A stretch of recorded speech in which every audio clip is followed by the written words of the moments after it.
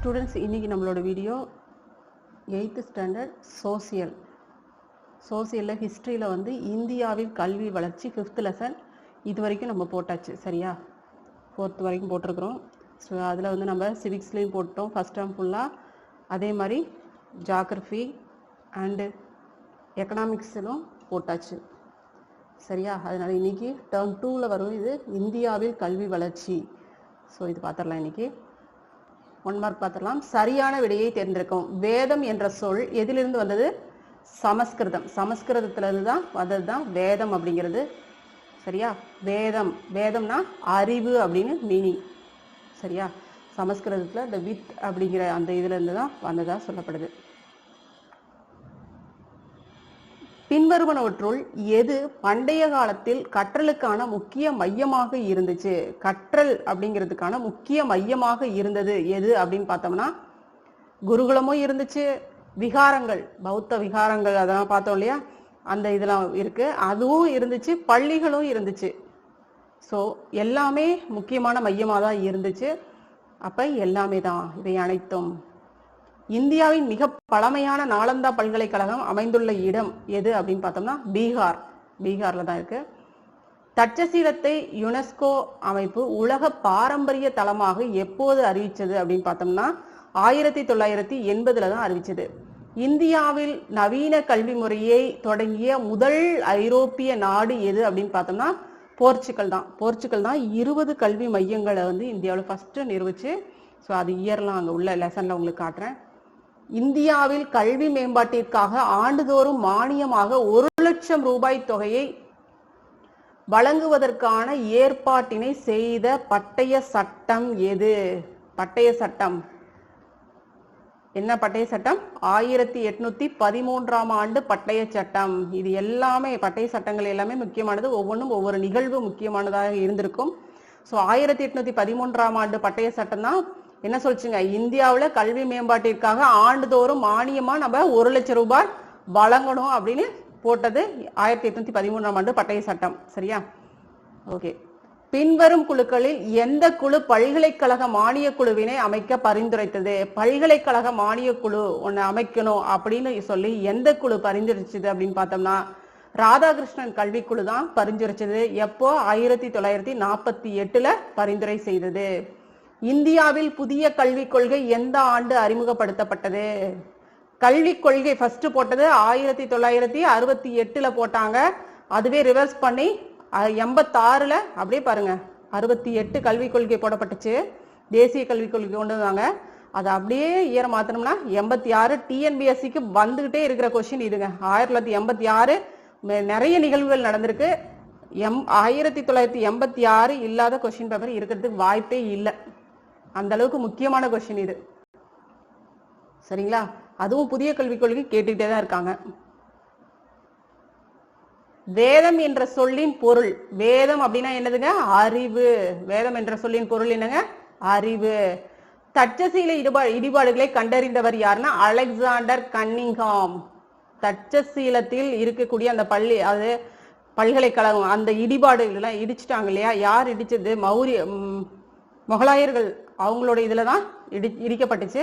So அது இடிக்கப்பட்ட அந்த இடிபாடுகளை கண்டறிஞ்சவர் யாருன்னு பார்த்தோம்னா அலெக்சாண்டர் கன்னிங்ஹாம்.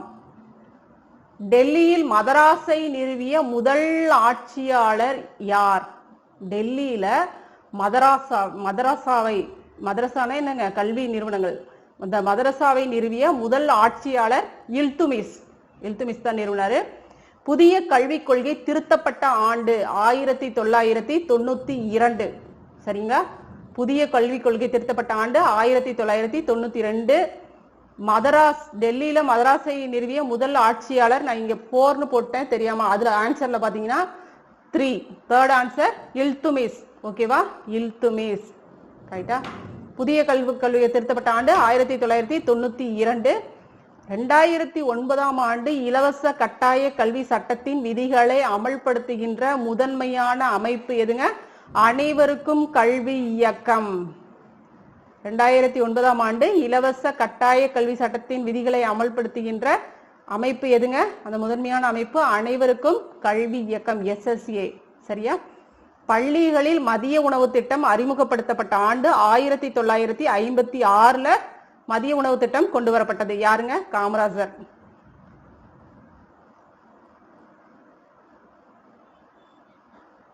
இட்சிங் பொறுத்துக்க பாருங்க. இட்சிங், அதாவது இந்த பேர்லயே ஒரு சில இது நம்மளுக்கு ஆன்சர் தெரியலனா கூட அதுல வச்சே நம்ம கண்டுபிடிச்சிட முடியும். சைனீஸோட நேம் எல்லாம் பார்த்தோம்னா இந்த மாதிரி இருக்கும்.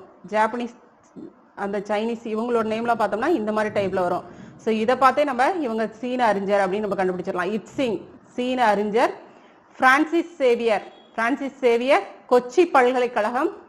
உட்ஸ் கல்வி அறிக்கை, இந்திய கல்வியின் மகா சாசனம், உட்ஸ் கல்வி அறிக்கை. ஓகேவா? இரண்டாம் Sarabhoji Saraswathi Mahal. Sir Thomas Munro மதராஸில் மேற்கத்திய கல்வி முறை கொண்டு வந்தார் சர் தாமஸ் மன்றோ. சரியா தவறா? சரகர் மற்றும் சுஸ்ருதர் ஆகியோரின் குறிப்புகள் மருத்துவத்தை கற்றுக்கொள்ள ஆதாரங்களாக இருந்தன. கரெக்டா இல்லையா? சரகர் சுஸ்ருதர் ரெண்டு பேருமே மருத்துவம் சம்பந்தப்பட்ட அந்த நூல்களை எல்லாம் எழுதியிருக்காங்க. ஸோ இவங்களுடைய குறிப்புகள் எல்லாமே மருத்துவத்தை கற்றுக்கொள்ள ஒரு ஆதாரமாக இருந்திருக்கு. கோயில்கள் கற்றல் மையங்களாக திகழ்ந்ததோடு அறிவை பெருக்கிக் கொள்ளும் இடமாகவும் இருந்தது. பண்டைய காலங்கள்ல பார்த்தோம்னா கோயில்கள் தான் கற்றல் மையங்களாக இருந்துச்சு. அது மட்டும் இல்ல, அங்கே அறிவை பெருக்கிக் கொள்வதற்கான இடமாகவும் இருந்துச்சு. நிறைய அந்த சிலைகள் எல்லாம் பார்த்தோம்னா, ஒரு முன்னாடி பழங்கால கோயில்கள் எல்லாம் பார்த்தோம்னா அந்த இடத்துல அந்த இதெல்லாம் அந்த மாதிரியான குரு சீடன் அந்த மாதிரியான இதுவும் வடித்திருக்கிறத பார்க்கலாம். சிலைகள்லாம் கோவில் சிலைகள், சாமி சிலைகளோட சேர்த்து நிறைய இதெல்லாம் இருந்திருக்கும். சரிங்களா? குருவுக்கு மரியாதை செலுத்துகின்ற அந்த மாதிரியான விஷயங்கள்லாம் பார்க்க முடியும். கல்வியை ஊக்குவிப்பதில் அரசர்களும் சமூகமும் தீவிர அக்கறை காட்டியதாக ஜாதக கதைகள் குறிப்பிடுகின்றன. கரெக்ட். சரியா? கல்வியை ஊக்குவிக்கிறதுல அரசர்களும் ரொம்ப, ஏன்னா ஒரு சமூகம் வளர்ச்சி அடையணும் அப்படின்னா அந்த இடத்துல கல்வி ரொம்ப முக்கியமான ஒரு விஷயமா இருந்தது இல்லையா? அதுதான் அரசர்களும் சமூகமும் தீவிர அக்கறை காட்டினாங்க அப்படின்னு சொல்லிட்டு எது குறிப்பிடுது? ஜாதக கதைகள் சொல்லுது. இடைக்கால இந்தியாவில் பெண் கல்வி நடைமுறையில் இல்லை. தவறு. இடைக்கால இந்தியாவில் பெண் கல்வி பரவலாக நடைமுறையில் இருந்துச்சு. சரியா? பெண் கல்வி இருந்துச்சு. RMSA திட்டமானது 10வது ஐந்தாண்டு திட்ட காலத்தில் செயல்படுத்தப்பட்டது. தவறு. 10வது ஐந்தாண்டு திட்ட காலம் எப்ப நடைமுறைப்படுத்தப்பட்டுச்சுங்க? இது எப்ப ஆரம்பிச்சாங்கன்னு பார்த்தோம்னா 2001ல RMSA திட்டம் வந்துருச்சு. ஸோ அப்ப ஐந்தாண்டு திட்ட காலம் தான் ஐந்தாண்டு திட்டம் தான் நடைமுறையில் இருந்துச்சு. ஸோ இது தவறான ஒரு இது. பின்வருவனவற்றுள் சரியானவற்றை தேர்ந்தெடு.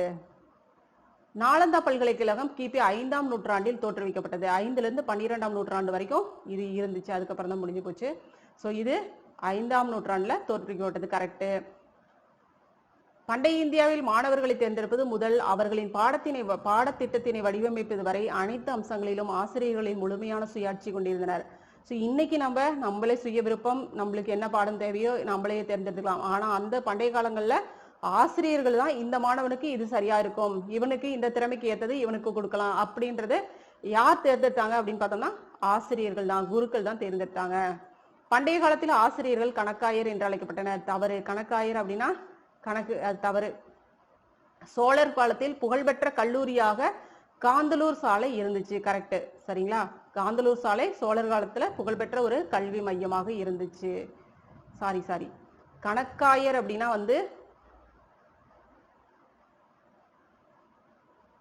Very sorry. பண்டைய காலத்தில் ஆசிரியர்கள் கணக்காயர் அப்படின்னா கரெக்ட் தான். Very sorry. ஸோ சோழர் காலத்துல புகழ்பெற்ற கல்லூரியாக காந்தலூர் சாலை இருந்தது. ஸோ இங்க பார்த்த மாதிரி இருந்துச்சு. எதுக்கும் நம்ம ஒரு தடவை ஒரு இது பார்த்துடலாம். சோழர் கால கல்வி இது கொடுத்துருக்காங்க. ஓகே, பல்லவர் காலத்துல தான் காந்தலூர் சாலைன்னு நினைக்கிறேன்.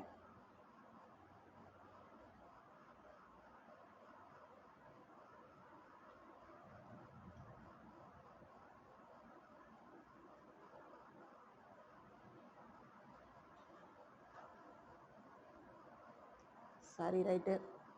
அது எடுக்க முடியல. ஸோ பண்டைய காலத்தில் ஆசிரியர்கள் கணக்காயர் அப்படின்னு தான் அழைக்கப்பட்டாங்க. சாரி, நான் அதை பார்க்கல. Okay, right. ஆனால் மார்க் பண்ணியிருந்தது கரெக்டாக தான் பண்ணியிருக்கேன். அதே மாதிரி பாண்டியர்கள் ஆட்சி காலத்தில் காந்தலூர் சாலையில் புகழ்பெற்ற கல்லூரி இருந்தது. ஸோ பாண்டியர்களுடைய ஆட்சி காலத்தில் தான் புகழ்பெற்ற இதெல்லாம் இருந்துச்சு. இது சோழர் காலத்தில் புகழ்பெற்ற கல்லூரியாக காந்தலூர் சாலை இருந்துச்சு அப்படின்னு சொல்லியிருக்காங்க. இது தவறு. இது எந்த காலத்துல? பாண்டியர்களுடைய ஆட்சி காலத்துல தான் இருந்தது.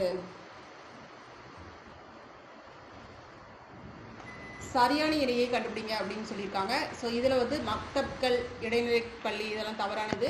ஸோ இதில் சரியான இணை அப்படின்னு பார்த்தோம்னா